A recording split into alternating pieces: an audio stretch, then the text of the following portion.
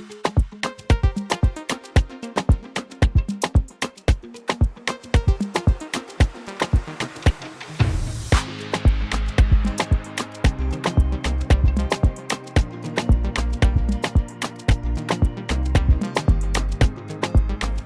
dear sisters, the First Ladies of Africa, Professor Frank Sternberg, Chairman, Board of Trustee of Merck Foundation, Senator Dr. Rasha, Kelej, CEO of Merck Foundation, ladies and gentlemen, good morning.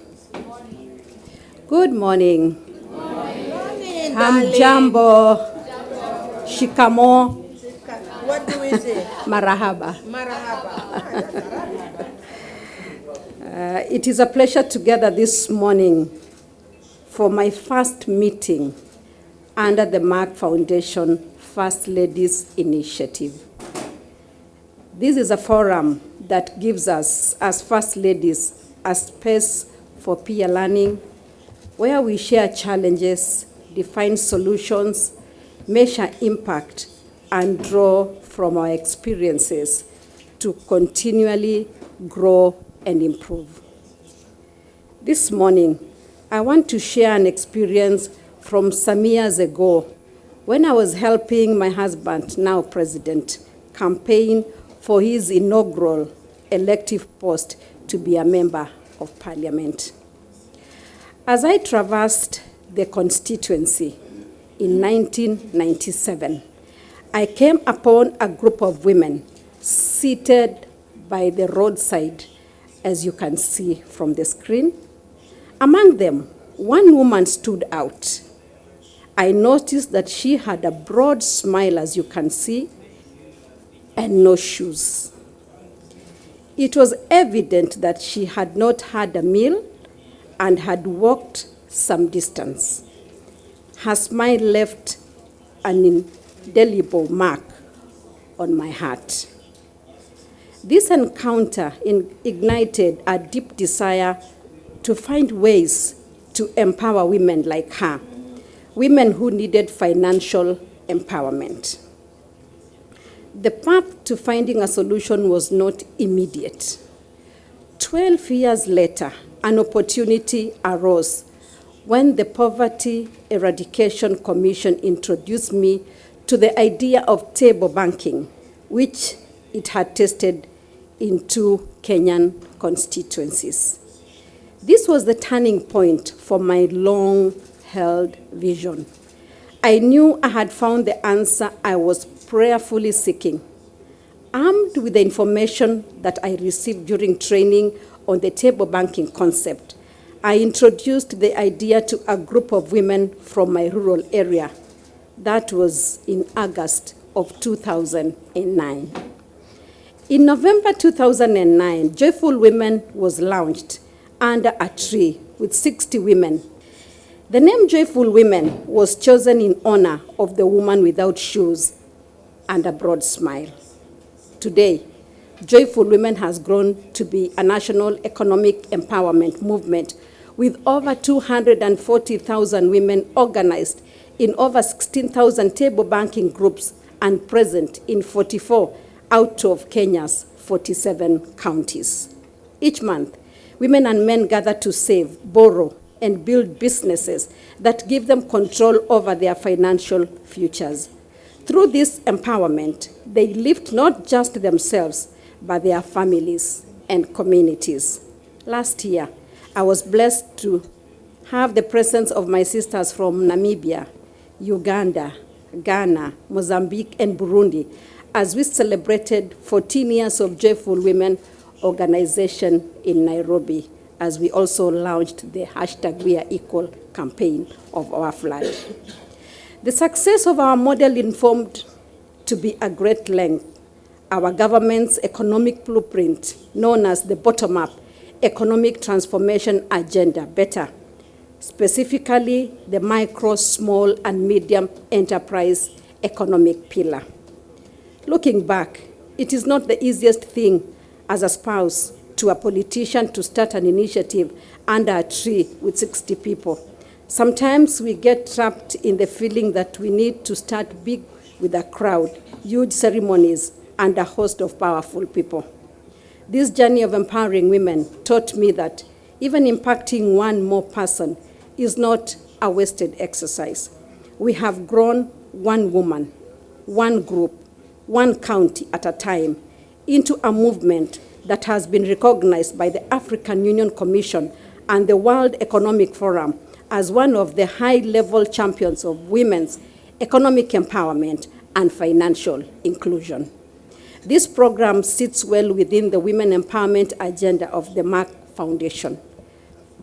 Once a mother has been economically empowered, she gains the power to deal with many other issues in her family and around herself, including society and traditional barriers, health, harmful practices in society, including FGM, and empowering her children through quality education, setting them on the path for more success in life. Ladies and gentlemen, the second part of my address this morning is out of a request that our President, Dr. William RUTO, charged my office with during the International Women's Day celebrations in March this year. Through our work as we empowered women, we realized that the children are at the heart of every mother, and the first success that children are well-fed and healthy. This simple yet very powerful daily achievement is not at the reach of many mothers in our continent because of many growing issues, including climate change, wars, displacements, and economic factors beyond their control. Many children are forced to drop out of school to help their families look for food and water for survival. Think of instances when the break time or lunchtime bell in school is a painful reminder to children that they are hungry without a solution in sight. We are turning this tide with an ambitious goal to end hunger in all our school children by the year 2030. We are partnering with schools and state and non-state actors to achieve the number of children enjoying a hot meal daily to 10 million children from the current 2.5 million children. Through the Feed One, End Hunger initiative, I have personally committed to taking care of 2 million children out of the gap of 7.5 million children who are yet to enjoy a school meal daily. We're establishing school kitchen gardens in all our public schools that will be growing short-term nutritional crops like vegetables and herbs. We are further establishing fruit gardens in public schools to supplement the fruit intake of children with fruits grown on school grounds. Beyond feeding, we are working with partners to teach children how to take charge of their nutrition and how they can be agents of change in their homes. This shows that children can work alongside mothers to bring about transformation at the family level. We are always impressed by Mother Teresa, who once said, "If you cannot feed 100 people, just feed one." This simple yet profound principle means that there is no effort to feed a hungry child that is worthless. It all starts with having one child holding a plate of food in their hands. Many times, that is all the power that a child needs to take charge of their future.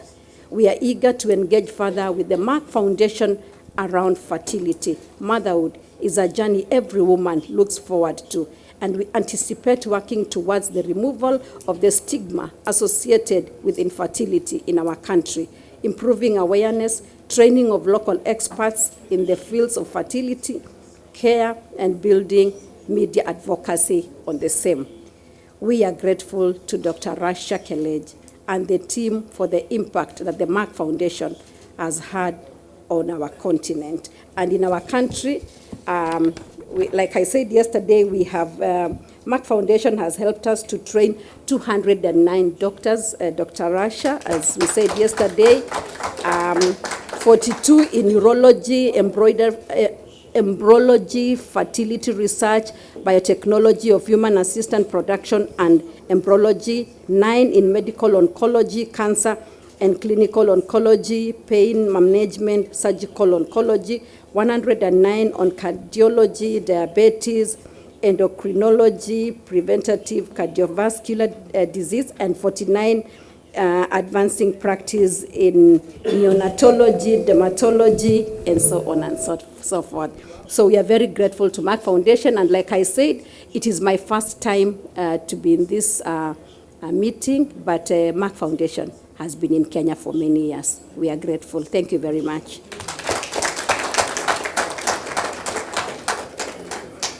Very much, Your Excellency, the First Lady of the Republic of Kenya, Her Excellency Mrs. Rachel RUTO. Thank you very much for the success story you shared with us about your programs and initiatives. It's really impressive and also inspiring. And yes, I agree with you that feeding one, if you can't feed 100, you can feed one and can make a difference. And actually, everything can start step by step, which is very important. And thank you very much for acknowledging the scholarships for the Kenyan doctors, and we're ready to scale up as well, and we're continuing every year to have more and more doctors. The beauty about that is we provide it across the nationwide. It's different provinces, not only in Nairobi or in the big cities, but also in the villages and across the whole Kenya and the whole country. And this is the way we are doing it in all countries.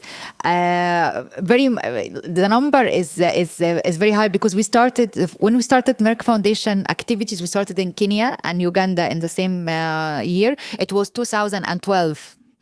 So, and of course, we got to introduce to the University of Nairobi and the other universities and medical societies of diabetes and cardiovascular, and they were all very much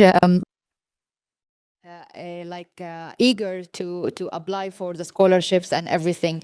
But we are very happy that you are with us today. You welcome you add a great value to our platform.